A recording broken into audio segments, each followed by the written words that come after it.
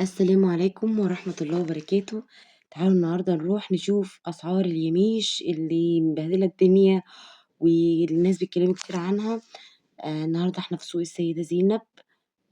دخلنا دلوقتي بنشوف أسعار اليميش سواء، وكمان هنشوف كمان أسعار البقوليات. زي ما انتم شايفين كده البلح أسعاره كتيرة ومختلفة. هنروح مع بعض كمان أوريكم كذا محل وكذا حد يعني بين الفرق 20 جنيه، بين واحد و21، 15، 10.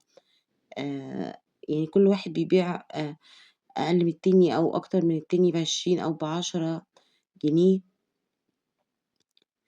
أما أسعار البلح فكانت متفاوتة جدًا. في الآخر الفيديو أنا شُفت سعر بلح ب100 وحاجة. زي ما أنتم شايفين جوز الهند ب80، وفي ب100. كل المنتجات اللي بتدوب في المَيّة سواء العصاير من 80، وفي ب50، وفي ب60، وكمان في ب40. الزبيب بقى أنواع كتيرة، وكان في ب80 وب90. المشمشية والقراصية القراصية ب200، والمشمشية ب240.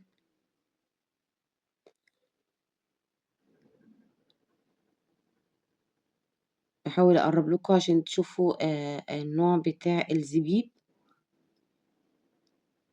ودي برضك أنواع من البلح،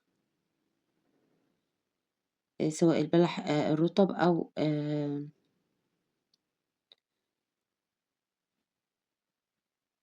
أو البلح الناشف.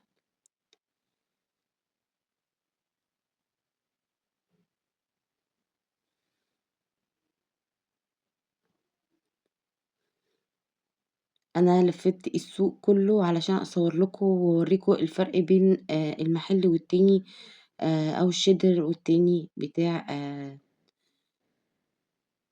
يميش رمضان. طبعًا الكركديه ب180. بُصّوا هنا الأسعار مختلفة برضك عن برّه ب50، 40، 35. وخلّي بالكم لمّا تيجوا تشتروا الزبيب، يعني لمّا تيجوا تمسكوه ما تبقوش تلاقوه ناشف كده تجيبوه لأ، هاتوا اللي مستطري شوية عشان دوّة بيبقى يعني لسه جديد.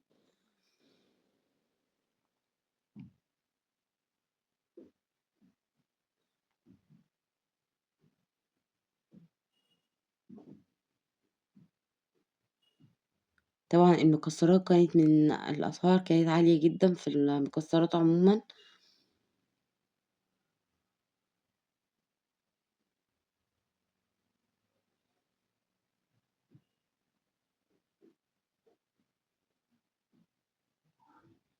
دي المكسرات بدون القشرة.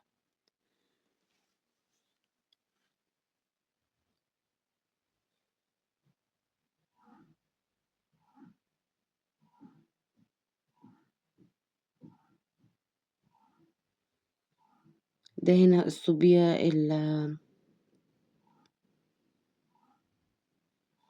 السوداني كان ب80.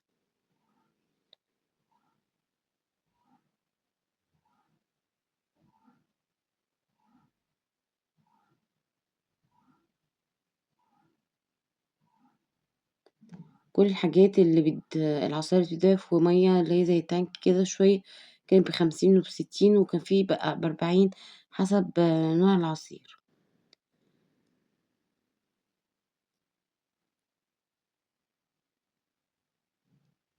المكسرات 400، 160، 260.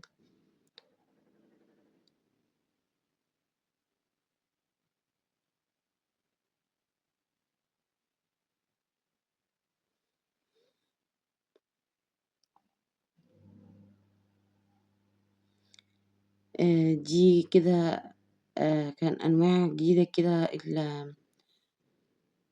من جوز الهند كده، الحبّة الكبيرة بتاعته أو القشور، جوز الهند القشور.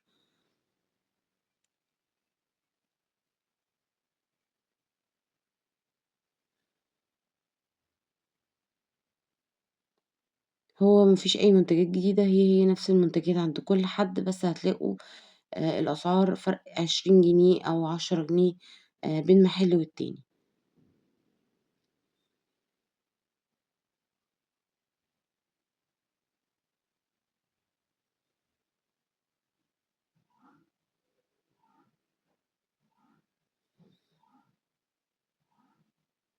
وكمان مش هتلاقوا ياميش بس، لأ هتلاقوا فيه بقوليات، وكمان هتلاقوا عطارة.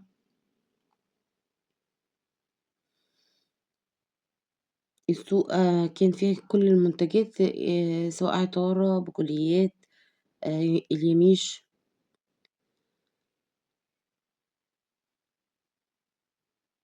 بُصّوا بقى هنا دي ب100، 50، 70.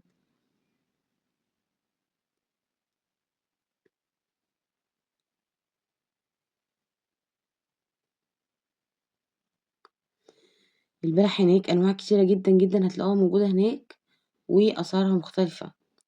جميع أنواع البلح تقريبًا، يعني كذا محل بالاقي عنده أنواع بلح غير التاني، فهتلاقوا أنواع كتيرة جدًا.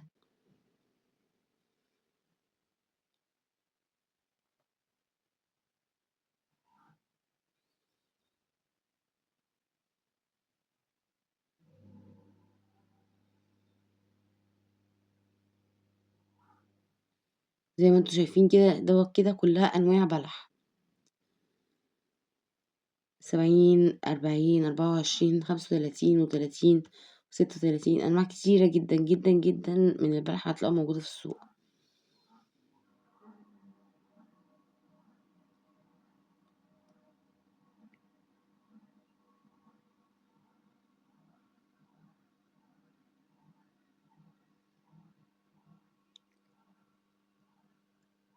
لفة التمر هندي دي كانت ب20 جنيه، و و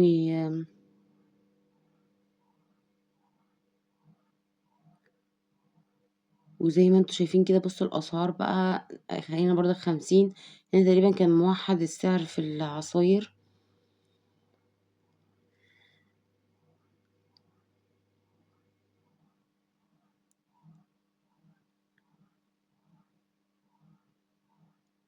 هنا برضك عنده أنواع من الزبيب، كل نوع بسعر مختلف غير التاني.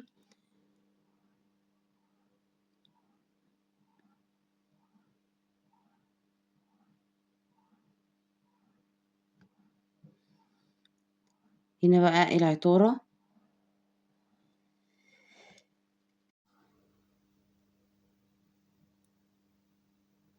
هتلاقي حمص الشام ب75.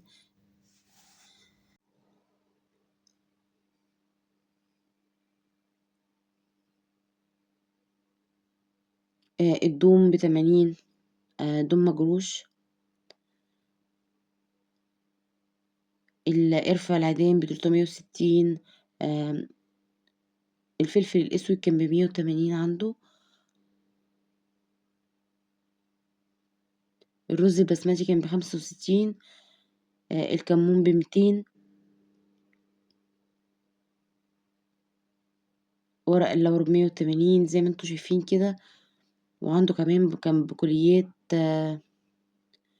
العدس الأصفر كان ب40، عدس بجبة ب44، الفريك ب60، وحمص الشام ب75، الفول ب40. وده شادر تاني برضك أنواع من البلح.